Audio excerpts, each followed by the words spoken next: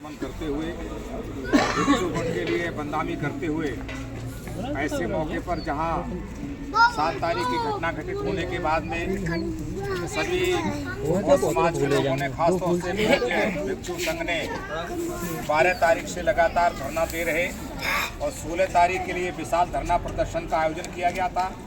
जिस दिन धरना प्रदर्शन का आयोजन किया गया था उस दिन ऐसा लग रहा था कि पूरे प्रदेश में एक संदेश मानवता का गया था। जिस संदेश के लिए गौतम बुद्ध, बाबा साहब डॉक्टर भीमराव अम्बेडकर और सभी संत गुरु महात्माओं से पूरे देश में नहीं पूरे विश्व में पहुंचाने का काम करे थे। आपकी दुनिया की धरती पर शांति का प्रतीक की पहचान है। आपने शांति मार्ग अपनाने का कार्य किया और शांति मार्ग अपनाने के बाद में आप लोगों को मान लिया कि लगभग 10-11 दिन तक लगातार लिखित में सूचना दी थी।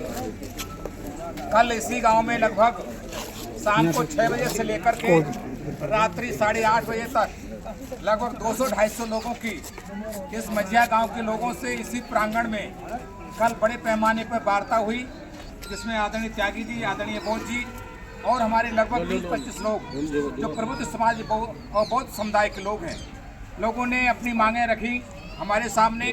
हमने रामेश्वर और उनके संगठन के लोगों के बीच में ये बात बताई गई। आज प्रशासन ने इसको संज्ञान लेते हुए इस जनपद की जिलाधिकारी महोदय के निवास पर उनकी अध्यक्षता में एक वार्ता संपन्न हुई और वार्ता कोई 1 घंटा नहीं, 2 घंटे नहीं, 4 घंटे वार्ता चली और केवल उस वार्ता का उद्देश्य पूज्य भिक्षुगणों को सम्मान दिलाने पर वार्ता मैं और रामेश्वर और उनकी टीम के लोग हम लोग प्रयास करते रहे। बहुत ढेर सारी बातें हैं, हम उनको विस्तार में नहीं बताना चाहते हैं, लेकिन एक अनुरोध करना चाहते हैं उपासक लोगों से, पूज्य भिक्षुगणों से कि इस स्थल पर आप पुनः आगे हो। इसका आपको बड़ा प्रयास करना पड़ा है। प्रशासन ने हमारी बात को सही तरीके से समझ करके आपका सम्मान को ध्यान में रख करके आपको पुनः वापस भेजा है। हम ये अनुरोध करना चाहते हैं जो भी यहाँ पर आने वाले बौद्ध भिक्षु हैं, बौद्ध उपासक लोग हैं या जो भी अनुयायी हैं, उनको अपनी वाणी पर, सम्यक वाणी पर ध्यान देना है। सब मानव एक समान है, चाहे बाहर के व्यक्ति हों। ये देश में 6,743 जातियां बटी हैं। उन 6,743 जातियों में अलग अलग समुदाय के लोग हैं और अलग अलग समुदाय के लोगों में पिछड़े समाज है, अनुसूचित जाति है, अनुसूचित जनजाति है, अल्पसंख्यक में बौद्ध समाज है। जब साधु संत बन जाते हैं, चीवर ग्रहण हो जाता है, श्रावणे बन जाते हैं, बौद्ध उपासक बन जाते हैं, बौद्ध के अनुयायी बन जाते हैं, तो उनका कर्तव्य बनता है सीलों का पालन करना। और सील का सबसे बड़ा पालन है सबसे पहले अपनी वाणी पर सम्यक वाणी बनाने का काम सबसे बड़ा जो है साधना है और सबसे बड़ी वंदना है, सबसे बड़ी पूजा है। मैंने पूज्य भंते जी से कहा था आप इस स्थल पर रहते हैं, आप 100 लोगों के नाम नोट कर लो।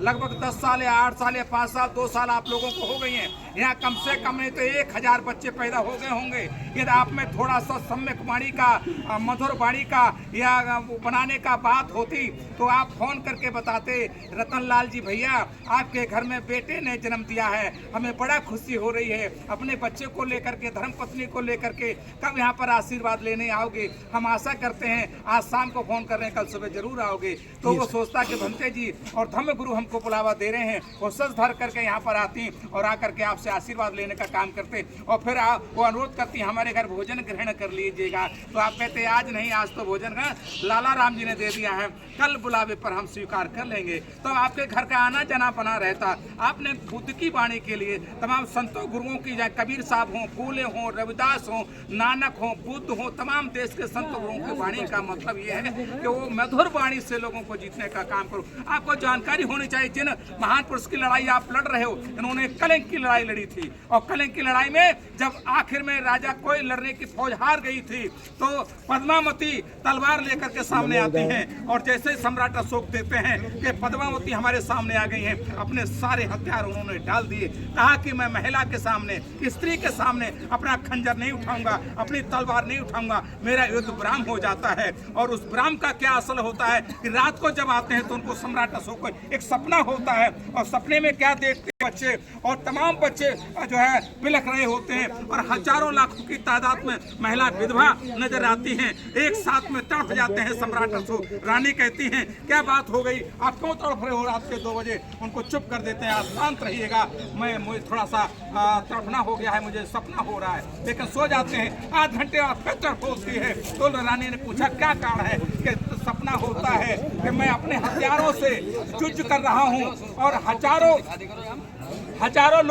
हजारों लोगों की बलि मेरे तलवार से, मेरी सेना से कट जाती है।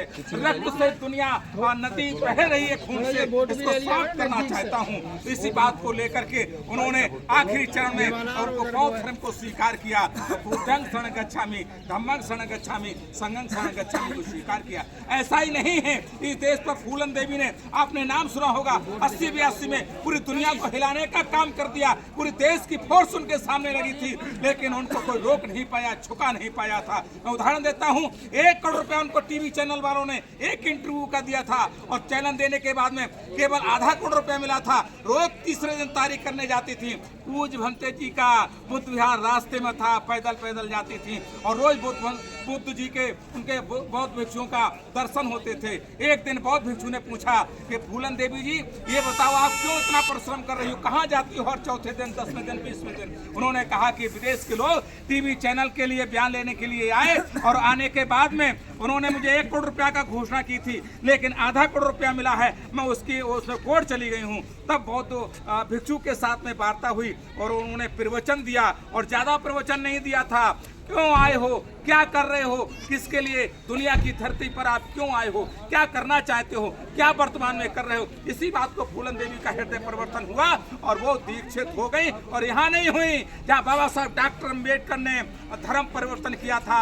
अब सम्राट अशोक विजयदशमी के दिन नागपुर में बौद्ध धर्म स्वीकार किया था। जो खूंखार एक डाकू थी, आपको बता दिए। आपके सामने तो जन कितने हैं। आपने डाकू अंगुलीमाल की कथा को, अंगुलीमाल के प्रचंड को सुना होगा, उनके वक्तव्य को सुना होगा। गौतम बुद्ध जब जाते हैं, हजारों लाखों तरीके की बुरी गाली दी जाती हैं और धमकी दी जाती हैं, लेकिन वो उसको नतमस्तक कर देते हैं। तो आपका सुझाव बनता है। हमारे बीच में आदरणीय प्रधान जी आ गए हैं, श्री राजवीर सिंह जी। मैं अनुरोध करना चाहूंगा बीच में कि आए और भगवान गौतम बुद्ध, सम्राट अशोक और बाबा साहब डॉक्टर अम्बेडकर के चित्र पर पुष्प अर्पित करें। और सही बहुत भक्तों के लिए हम काफी देर से आपको बुलवा रहे थे कि आप आ जाएं, लेकिन आपका मोबाइल बनता। बहुत साधुवाद के पात्र हैं, आपका बहुत त्याग रहा है।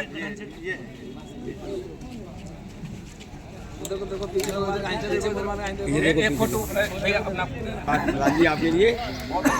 आपने पुस्तक दुनिया की धरती पे छपी थी, वो ललित सिंह यादव जी थे जिनका ये पुस्तक छपी और पुस्तक का नाम क्या था? हृदय परिवर्तन और वाणी परिवर्तन। जब तक हृदय परिवर्तन नहीं होगा, वाणी परिवर्तन नहीं होगा, तो जिस संदेश को धम्म देशना करना चाहते हो, आप प्रवचन देना चाहते हो, समतामूलक समाज बनाना चाहते हो, जाति बरादरी को खत्म करना चाहते हो, भाईचारा बनाना चाहते हो और सम्राट अशोक के संदेश को आगे पहुंचाना चाहते हो, तो आपको जब सम्राट अशोक ने अपने हथियारों को डाल दिया था और उन्होंने स्वीकार किया कि भाई यहाँ पर जो है हम अब हथियार डालते हैं और बौद्ध धर्म स्वीकार कर लेते हैं। और उसी बौद्ध धर्म के स्वीकार करने के बाद में 1-2 मठ नहीं बनाए थे, 84 लाख मठ बनाने का काम किया था। ये धरती बड़ा पवित्र धरती है। ये धरती पर सम्राट अशोक आए, फयान आए और तथागत गौतम बुद्ध आए। इन संतों महापुरुषों को नमन करते हुए हमारे बीच में बहुत ढेर सारे लोग हैं और खासतौर से जो मेरठ से चल करके पूज भंते जी आए हैं, विमल मोदी जी, हम उनका आभार व्यक्त करते हैं, जो बधाई के पात्र हैं। और पूरे देश दुनिया के लोग 16 तारीख के लिए आने का काम किया और आप लोगों की एकता, आपकी मधुरता, आपका भाईचारा, आपकी एकता, आपका संदेश पूरी दुनिया में पहुंच गया। मैं कहना चाहूंगा आज मैं 4 घंटे तक डीएम साहब के और रामेश्वर साथी, हम डीएम साहब के साथ में 4 घंटे तक वार्ता हुई है। यदि मैं नहीं होता तो आपको बता देना चाहता हूँ, आप यहाँ पर नहीं आ पाते। मैं बड़ा गर्व के साथ, ये सतपाजी गवाह हैं, उसके अंदर थे, आपको बता दिया। मैं नहीं होता तो यहाँ पर नहीं आते। सम्यक वाणी, सम्यक रास्ता निकालना पड़ा था और आपका सबकी अनुकंपा थी सबका। और खास तौर से प्रधान जी को जब टेलीफोन गया।